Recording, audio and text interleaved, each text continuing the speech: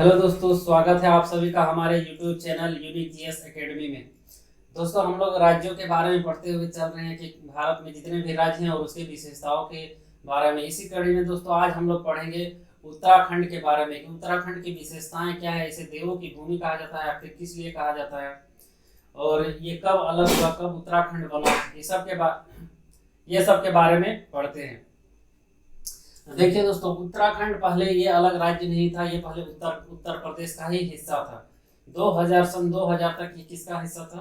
उत्तर प्रदेश का हिस्सा था। लेकिन 9 नवंबर 2000 ईस्वी को उत्तराखंड टूट करके उत्तराखंड बना। देखिए, उत्तराखंड शुरू में इसका नाम नहीं था दोस्तों। जब ये राज्य बना तो उस समय उसका नाम था उत्तरांचल। उत्तरांचल नाम था। उत्तर प्रदेश से टूट करके क्या बना? उत्तरांचल। लेकिन 1 जनवरी 2007 को इसका नामकरण चेंज कर दिया गया और इसका नाम क्या रख दिया गया? उत्तराखंड। तो सबसे पहले उत्तराखंड का पहले क्या नाम था दोस्तों? उत्तरांचल। 1 जनवरी 2007 को इसका नाम रख दिया गया उत्तराखंड। ठीक है। उत्तराखंड को एक्चुअली 2 भागों में बांटते हैं दोस्तों। उत्तराखंड को कितने भागों में बांटा गया है? 2 भागों में। एक गढ़वाल, एक को बोलते हैं, उसके उत्तरी भाग को गढ़वाल और दूसरे भाग को कुमायूं। गढ़वाल और कुमायूं क्या है? रेजिमेंट, जैसे आर्मी का रेजिमेंट बनाया जाता है दोस्तों, उसी टाइप से आप गढ़वाल रेजिमेंट है और एक कुमायूं रेजिमेंट है। ये आर्मी के लिए बनाया जाता है, स्पेशली हमारे जो सैनिक भाई लोग हैं उसके लिए बनाया जाता है। गढ़वाल रेजिमेंट और छावनी जिसे बोलते हैं ना, उससे ही गढ़वाल और कुमायूं। तो उत्तराखंड को कितने भागों में बांटा गया है? 2 भागों में। कौन कौन सा? एक गढ़वाल ऊपर में और दक्षिण भाग को बोलते हैं कुमायूं। ठीक है। अब इसके आंतरिक विशेषताओं के बारे में पढ़ लेते हैं दोस्तों कि इसके कौन कौन से क्षेत्र प्रसिद्ध हैं और किस लिए प्रसिद्ध है। मैं आपको कुछ ऐसे बताऊंगा ताकि आप लोग को बहुत आसानी से याद हो जाए। देखिए, सबसे पहले इसकी राजधानी देखते हैं दोस्तों। राजधानी इसकी क्या है? देहरादून। इसकी राजधानी क्या है? देहरादून। देखिए, इसकी राजधानी देहरादून। यहाँ पे क्या है? इंडियन मिलिट्री एकेडमी है दोस्तों। यहाँ पे क्या है? Indian military academy. Indian military academy Dehradun में क्या है? Indian military academy. मिलिट्री लोग को ट्रेनिंग दिया जाता है। कहाँ पे दोस्तों? देहरादून में। तो यहाँ पे क्या है? Indian military training. उसके बाद और एक चीज, ये राजधानी है और यहाँ पे इंडियन मिलिट्री एकेडमी। उसके बाद उसके ऊपर में आपको दिखेगा यहाँ पे मसूरी। मसूरी किस लिए प्रसिद्ध है दोस्तों? मसूरी बहुत अच्छा घूमने का जगह है, पहाड़ी क्षेत्र में बहुत बढ़िया घूमने के लिए जगह है। और एक चीज बहुत प्रसिद्ध है दोस्तों, जो आईएएस वगैरह का जो ट्रेनिंग होता है, लवासा जिसको हम बोलते हैं, लाल बहादुर शास्त्री नेशनल एकेडमी, वो कहाँ पे है? मसूरी में है। मसूरी की वादियों में। बोलते हैं ना कि आईएएस बनिए, मसूरी की वादियों में जाकर ट्रेनिंग कीजिए, तो ये मसूरी है। तो यहाँ पे देहरादून, देहरादून के ऊपर मसूरी। उसके नीचे आपको दिखेगा ऋषिकेश। ऋषिकेश दोस्तों, ऋषिकेश। ऋषिकेश ये क्या है? दवा उद्योग के लिए प्रसिद्ध है। यहाँ औषधि दवाई वगैरह बहुत जानते हैं कि ये क्या है? उत्तराखंड क्या है? देवों की भूमि। यहाँ जड़ी बूटी बहुत ज्यादा पाए जाते हैं। तो यहाँ पे क्या है? दवा अनुसंधान केंद्र है, मतलब दवा उद्योग के लिए प्रसिद्ध है ये। और यहाँ पे एक क्या है? लक्ष्मण का झूला। लक्ष्मण का झूला गार्डन है दोस्तों, उसको बोलते हैं लक्ष्मण का झूला, एक फेमस है लक्ष्मण का। ऋषिकेश किस लिए प्रसिद्ध है? लक्ष्मण के झूले के लिए। ठीक है। ऋषिकेश, ऋषिकेश ये लाल कलर का आर और एक दिख रहा होगा आपको। यहाँ पे क्या है? रुड़की। रुड़की किस लिए? आईआईटी रुड़की के बारे में पता चला होगा आपको दोस्तों, आईआईटी रुड़की के बारे में। आईआईटी रुड़की। उसके बाद देखिए, उसके बाद मिलेगा आपको क्या चीज? भवन अनुसंधान केंद्र। रुड़की में 2 चीज क्या क्या प्रसिद्ध है? एक भवन अनुसंधान केंद्र और एक आईआईटी रुड़की के लिए। उसके बाद देखिए एच, यहाँ पे एच से क्या हो गया दोस्तों? हरिद्वार। हरिद्वार क्या है? हरिद्वार कौन से नदी के किनारे बसा है? तो गंगा नदी के किनारे बसा है दोस्तों। और यहाँ पे कुंभ का मेला लगता है। हरिद्वार के अलावा और कुंभ का मेला कहाँ कहाँ लगता है? एक प्रयागराज में लगता है, प्रयागराज जो पहले इलाहाबाद था, प्रयागराज। एक उज्जैन में लगता है, मध्य प्रदेश का उज्जैन में। और एक महाराष्ट्र के नासिक में। तो कुंभ का मेला भारत के कितने राज्यों में लगती है दोस्तों? 4 राज्यों में। कौन कौन से राज्य हो गए? एक उत्तराखंड में लगता है, एक उत्तर प्रदेश में, एक मध्य प्रदेश में और एक महाराष्ट्र में। तो देखिए, जो उत्तराखंड में लगता है कुंभ का मेला, वो कहाँ पे लगता है? हरिद्वार में। उत्तर प्रदेश में कहाँ लगता है? तो वो प्रयाग में लगता है। मध्य प्रदेश में कहाँ पे? तो उज्जैन में। और महाराष्ट्र में कहाँ? तो नासिक में। और यह हर 12 साल के अंतराल में लगता है दोस्तों। जैसे कि मान के चलिए हरिद्वार में इस साल लगा, तो अगला 12 साल के बाद लगेगा, क्योंकि हर 12 साल में एक ही बार लगता है। देखिए, इस बार यहाँ लगा, अगला बार लग गया आपका उत्तर प्रदेश में प्रयाग में, उसका अगला 4 साल के बाद लग गया उज्जैन में, उसका अगला साल लग गया नासिक में। तो इस तरह 12 वर्ष का साइकिल चलता रहता है। तो इसीलिए बोलते हैं कुंभ का मेला कितना साल में लगता है? तो 12 साल में। मतलब एक साइकिल घूमने में उसका 12 साल लग जाता है। ठीक है। क्योंकि हर 4-4 साल में यहाँ लगता है, 4 जगह पे लगता है, इसलिए भाषण। उसके बाद देखिए आपको यहाँ पे दिखेगा आपको कॉर्बेट, ये क्या है, जिम कॉर्बेट नेशनल पार्क, ठीक है। भारत का पहला नेशनल पार्क क्या है दोस्तों, जिम कॉर्बेट नेशनल पार्क। ये 1936 में बनाया गया था इसको, जिम कॉर्बेट नेशनल पार्क को। तो भारत का सबसे पहला राष्ट्रीय उद्यान क्या है, कॉर्बेट नेशनल पार्क। कहाँ पे है ये, उत्तराखंड में, ठीक है। उसके बाद यहाँ आपको दिख रहा होगा एन, एन से क्या चीज, नैनीताल। नैनीताल क्या है, एक पर्यटन स्थल है दोस्तों। कानों में नैनीताल बाजे तलैया, ये गाना भी है, बहुत प्रसिद्ध गाना हुआ था उस समय, नैनीताल। तो यहाँ पे क्या है, एक पर्यटन स्थल है। यहाँ पे एक सैनिक स्कूल के लिए प्रसिद्ध है दोस्तों, नैनीताल का सैनिक स्कूल। और यहाँ पे उत्तराखंड का हाईकोर्ट है, उत्तराखंड का हाईकोर्ट। उसकी राजधानी देहरादून में नहीं है, कहाँ पे है, नैनीताल में है, ठीक है। तो देखिए दोस्तों इतना भी जितना मैंने बनाया। अब देखिए यहाँ पे लिखे सी, यहाँ पे क्या है, चमोली, चमोली जिला। उत्तराखंड का चमोली जिला किस लिए प्रसिद्ध है, तो चिपको आंदोलन दोस्तों यहीं से प्रारंभ हुआ था। कहां से, चमोली से। चमोली से क्या होता है, चिपको आंदोलन प्राप्त हुआ था। चिपको आंदोलन आखिर क्या है, चिपको आंदोलन क्या है बताइए, आप लोग पढ़े होंगे तो आपको याद भी होगा। चिपको आंदोलन क्या है, तो सुंदरलाल बहुगुणा ने क्या किया था दोस्तों, चिपको आंदोलन के लिए ऐसे पेड़ पे सट करके खड़े होते थे, पेड़ों की रक्षा के लिए, चिपको आंदोलन। तो उन्हीं ने प्रारंभ किया था चिपको आंदोलन। और वो कहाँ थे, चमोली में। चमोली कहाँ, उत्तराखंड में। तो देखिए इसका एक आसान तरीका हम बताते हैं दोस्तों। देखिए सबसे पहले यहाँ देखिए ऋषि, आर से क्या चीज, ऋषिकेश। मतलब मान लीजिए एक ऋषिकेश नाम का लड़का है, ठीक है। मैं याद करने का आपको तरीका बता रहा हूँ। एक ऋषिकेश नाम का लड़का है, ठीक है। अब देखिए तो यहाँ पे वो मिलिट्री बनना चाहता है, ठीक है। देहरादून में क्या है, मिलिट्री है। और यहाँ पे मसूरी में क्या है, आईएएस है, ठीक है। तो वो सोच रहा है कि हम देहरादून में मिलिट्री करें कि मसूरी में आईएएस बनने के लिए जाए, ठीक है। ऋषिकेश से याद रखिए, ऋषिकेश के कहाँ जाना चाहता है, या देहरादून चला जाएगा या तो मसूरी चला जाएगा। देखिए कहाँ कहाँ है, इससे आपको एक अंदाजा लग जाएगा कि कौन सा जिला इसका किधर किधर है और कौन सा प्रदेश, मतलब प्रमुख प्रदेश, इसे हम याद रख सकते हैं। तो देखिए आर से ऋषिकेश, ऋषिकेश जगह है लेकिन हम नाम ले लिया। देखिए ऋषिकेश, ऋषिकेश कहाँ जाना चाहता है दोस्तों, मिलिट्री में शामिल होना चाहता है, ठीक है। तो मिलिट्री कहाँ पे, ये देहरादून। और आईएएस कहाँ, मसूरी में। तो देखिए देहरादून जाएगा कि मसूरी जाएगा, कंफ्यूजन है ना, वो मन बना लिया। इधर इधर आर से क्या, रुड़की, रुड़की में क्या है, आईआईटी है। तो वो रुड़की में क्या चीज, आईआईटी ना। वो कहाँ पे जाएगा, हरिद्वार जाएगा पूजा अर्चना करने। पहले क्या करेगा उसको समझ में नहीं आता है। या वो देहरादून जाके मिलिट्री में शामिल होगा ना, आईएएस का ट्रेनिंग करने के लिए लबासना जाएगा मसूरी, ठीक है। ना वो रुड़की जाएगा आईआईटी करने, ना वो पहले हरिद्वार जाएगा अपना कुंभ का मेला एक बार देख लेगा, उसके बाद कुछ काम करेगा। तो उससे याद रखिए। देखिए सबसे पहले क्या चीज, ऋषिकेश, ऋषिकेश के ऊपर देहरादून, देहरादून के ऊपर मसूरी, ठीक है। ऋषिकेश, ऋषिकेश के ऊपर देहरादून, देहरादून के ऊपर मसूरी। अब ऋषिकेश के नीचे क्या है, आईआईटी रुड़की वाला, रुड़की, उसके बगल में हरिद्वार। तो इससे एक का आपका दिमाग में इमेज बैठेगा कि हमको याद करना है कि वो जिम कॉर्बेट नेशनल पार्क जाएगा देखने के लिए, पहले भालू या तो शेर वगैरह बाघ देखने के लिए जिम कॉर्बेट जाएगा, कि नैनीताल घूमने के लिए जाएगा।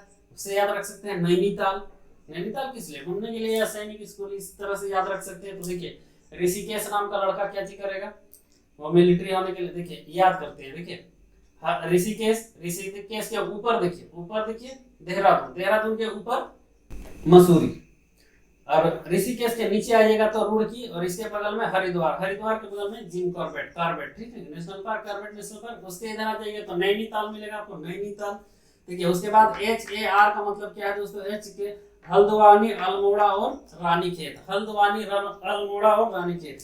H से क्या चीज हो गया, हल्द्वानी, A से अल्मोड़ा और R से रानीखेत। हल्द्वानी, अल्मोड़ा, रानीखेत ये क्या है, ये दोस्तों घूमने की जगह है, ये पर्यटन के लिए प्रसिद्ध है। कौन सा, हल्द्वानी, अल्मोड़ा और रानीखेत, ठीक है। हल्द्वानी, अल्मोड़ा, रानीखेत। तो देखिए सबसे पहले आते हैं ऋषिकेश, ऋषिकेश के ऊपर देहरादून, देहरादून के ऊपर मसूरी। ऋषिकेश के नीचे जस्ट आप आ जाइएगा एक दो गली नीचे, तो आपको क्या मिलेगा, रुड़की, रुड़की के बाद इधर हरिद्वार, हरिद्वार के बाद जिम कॉर्बेट, जिम कॉर्बेट के बाद नैनीताल, नैनीताल के बाद देखिए आपको HAR, हर हर महादेव, इसको देवों की भूमि बोला जाता है, हर हर महादेव। तो H से क्या चीज हो गया दोस्तों, हल्द्वानी, A से अल्मोड़ा और R से रानीखेत। तो ये इसके प्रसिद्ध स्थल है दोस्तों जगह जगह। देखिए वाई क्या लिखा है, यमुनोत्री, यमुनोत्री से क्या निकलती है, गंगा नदी निकलती है। तो गंगा नदी कहाँ से निकलती है, उत्तराखंड के यमुनोत्री से। और जी से क्या हो गया, गंगोत्री, गंगोत्री से क्या निकलती है, गंगा नदी निकलती है। अब गंगा नदी कौन से ग्लेशियर से निकलती है, कौन से हिम से निकलती है, इसके बारे में अभी हम चर्चा कर देंगे, बता देंगे, और उसका गंगा नाम क्यों पड़ा, ठीक है। तो वाई से यमुनोत्री नाम रख लीजिए और जी से गंगोत्री। यमुनोत्री और गंगोत्री कहाँ पे है, वो दोनों उत्तराखंड में है। उसके बाद के से और बी से याद रखिए केदारनाथ और बद्रीनाथ, दोनों मूवी है दोस्तों, आया हुआ है ना केदारनाथ फिल्म देखेंगे सुशांत सिंह राजपूत, बद्रीनाथ अल्लू अर्जुन साउथ का एक हीरो से है। तो केदारनाथ और बद्रीनाथ ये दोनों कहाँ है, ये शिव के लिए प्रसिद्ध है, शिव मंदिर के लिए प्रसिद्ध है, ये दोनों कहाँ पे है, तो उत्तराखंड में केदारनाथ बद्रीनाथ। देखिए यमुनोत्री गंगोत्री केदारनाथ बद्रीनाथ, आप अगर आपके पास नक्शा होगा तो उसमें देखिएगा सीक्वेंस में इसी तरह लिखा हुआ है, तो यमुनोत्री गंगोत्री केदारनाथ बद्रीनाथ, ठीक है। अब आते हैं दोस्तों, इसकी सीमा कौन कौन से देश से लगती है, तो इसकी सीमा दोस्तों 2 देशों से लगती है। इसकी सीमा कितने देशों से लगती है, 2 देशों से लगती है। उत्तराखंड की सीमा कितने देशों से, 2 देशों से, किससे, चीन और नेपाल से। उत्तराखंड की सीमा 2 देश से लगती है, चीन और नेपाल से। और कितने राज्यों से लगती है, भारत के कितने राज्यों से, तो 3 राज्यों से, भारत के 3 राज्यों से लगती है, हिमाचल प्रदेश, उत्तर प्रदेश और हरियाणा। इसकी सीमा भारत के कितने राज्यों से लगती है, 3 राज्यों से, हिमाचल प्रदेश, उत्तर प्रदेश और हरियाणा। देखिए दोस्तों, आप जाके पहले मेरा भारत वाला नक्शा देखिए कि भारत में कितने राज्य हैं, ताकि आपको आसानी से इसका स्ट्रक्चर समझ में आए कि आखिर एक्चुअली में ये कौन कौन से दिशा में, हमारे जितने भी स्टेट है वो कौन से दिशा में स्थित हैं, ठीक है। तो ये थे दोस्तों इसके प्रमुख जानकारियां उत्तराखंड के बारे में। देखिए ये कब अलग हुआ, 9 नवंबर 2005 को उत्तराखंड बना ये, ठीक है। लेकिन उत्तरांचल इसका पहले नाम था, लेकिन 1 जनवरी 2007 को इसका नामकरण कर दिया गया और इसका नाम क्या रख दिया गया, उत्तराखंड, ठीक है। इसको देवों की भूमि कहा जाता है, बहुत सारे मंदिर वगैरह यहाँ पे हैं, इसीलिए देवों की भूमि, ठीक है। देहरादून इसको कितने भागों में बांटा गया, 2 भागों में, ऊपर वाला भाग को गढ़वाल बोलते हैं, नीचे वाले को कुमायूं बोलते हैं, ठीक है। आइए दोस्तों अब हम जान लेते हैं कि यहाँ पे कितने दर्रे पाए जाते हैं, वो बहुत ज्यादा प्रमुख है कि कौन कौन से दर्रे यहाँ पे पाए जाते हैं।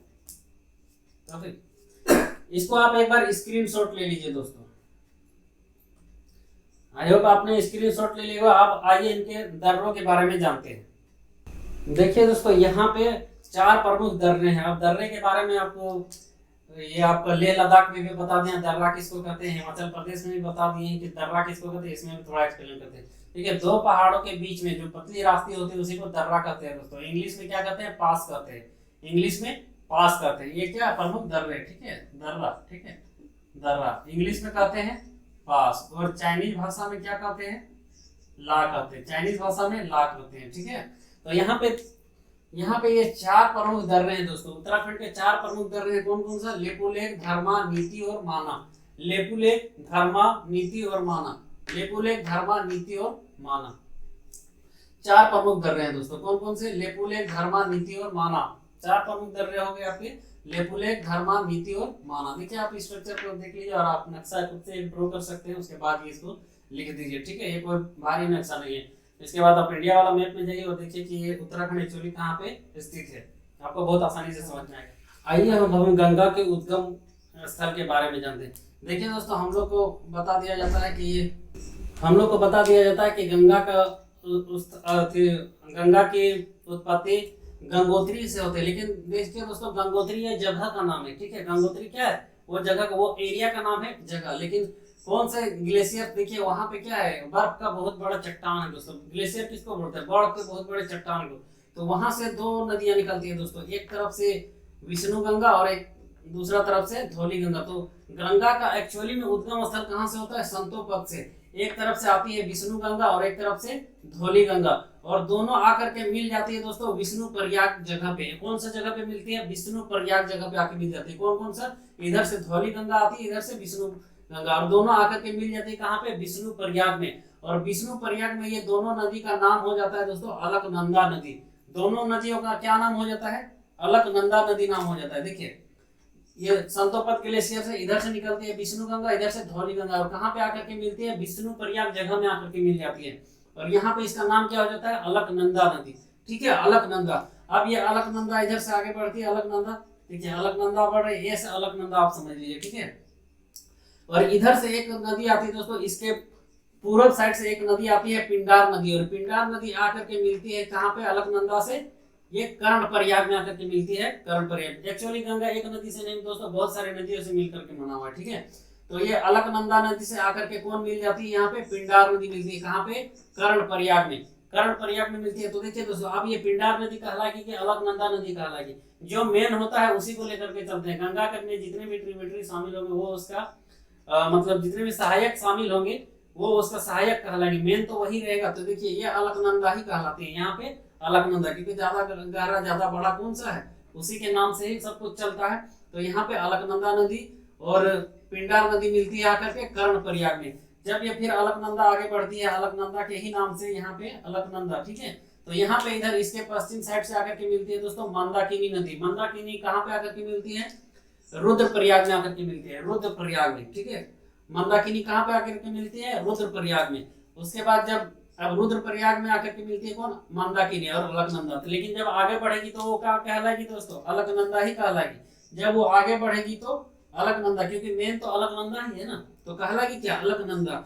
अब अलकनंदा जब आगे बढ़ती है तो फिर इसके पश्चिमी साइड से एक नदी मिलती है दोस्तों, कौन सी नदी, भागीरथी नदी आकर के मिलती है। कहाँ पे, देवप्रयाग में। देखिए याद रखने का तरीका है, विष्णु भगवान से छोटे कौन थे दोस्तों, विष्णु भगवान बड़े थे कि कर्ण बड़े थे, बताइए। तो जाहिर सी बात है विष्णु भगवान सबसे बड़े हैं, विष्णु भगवान के बाद कर्ण है। लेकिन कर्ण क्या है दोस्तों, कर्ण क्या था, बहुत ही रुद्र था, रुद्र प्रतापी था बहुत ज्यादा, कौन, कर्ण, ठीक है, कर्ण था। उसके बाद लेकिन कर्ण को झुकना पड़ा किसके सामने, देवों के सामने झुकना पड़ा, ठीक है। श्री कृष्ण क्या थे, देव थे दोस्तों, ठीक है। तो उनके सामने उनको नतमस्तक होना पड़ा, ठीक है। तो देखिए याद रखने का तरीका, विष्णु, कर्ण क्या थे, बहुत बड़े रुद्र थे, और किसके सामने झुकते थे, जाकर के देवों के सामने झुकते थे। तो उससे याद रखिए, ठीक है। तो विष्णु प्रयाग में धौली गंगा, और उसके बाद आगे यहाँ से बढ़ेंगे। अब इसके बाद यहाँ से आगे बढ़ेंगे दोस्तों, तो यहाँ पे नंद प्रयाग में, और नंद प्रयाग में ये क्या कहलाती है दोस्तों, गंगा नाम से कहलाती है। यहाँ तक, यहाँ देव प्रयाग तक इसका क्या नाम रहता है, अलकनंदा नाम रहता है। देव प्रयाग तक इसका क्या नाम रहता है, अलकनंदा। देखिए ये जो भागीरथी नदी आती है दोस्तों, इस पर दो बांध बनाया गया है, एक कोटेश्वर बांध और एक टिहरी बांध।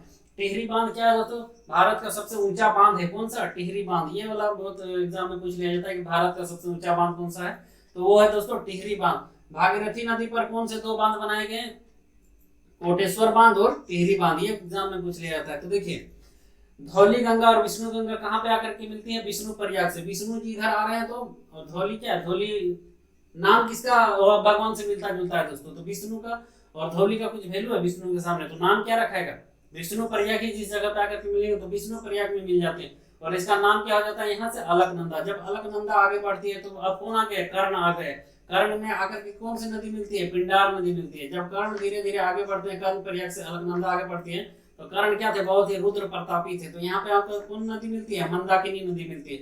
फिर आगे बढ़ते हैं तो यहाँ पे कौन सा नदी मिलती है, भागीरथी मिलती है। अब यहाँ से जब आगे बढ़ते हैं, जब नंद प्रयाग पहुंचते हैं, तो यहाँ पे इसका नाम क्या हो जाता है, गंगा नदी। और ये उसके बाद पूरे भारत में यूपी, बिहार, झारखंड, बंगाल होते हुए, बांग्लादेश होते हुए जाके बंगाल की खाड़ी में गिर जाती है। तो ये थी दोस्तों गंगा नदी की संपूर्ण जानकारी। आई होप दोस्तों उत्तराखंड के बारे में आप लोगों को बहुत ही अच्छी तरह से समझ में आ गया होगा। अगर नहीं आया तो फिर से एक बार देख लीजिए, ताकि आप लोगों को पूरा दिमाग में घुस जाए और समझ में आ जाए। थैंक यू दोस्तों।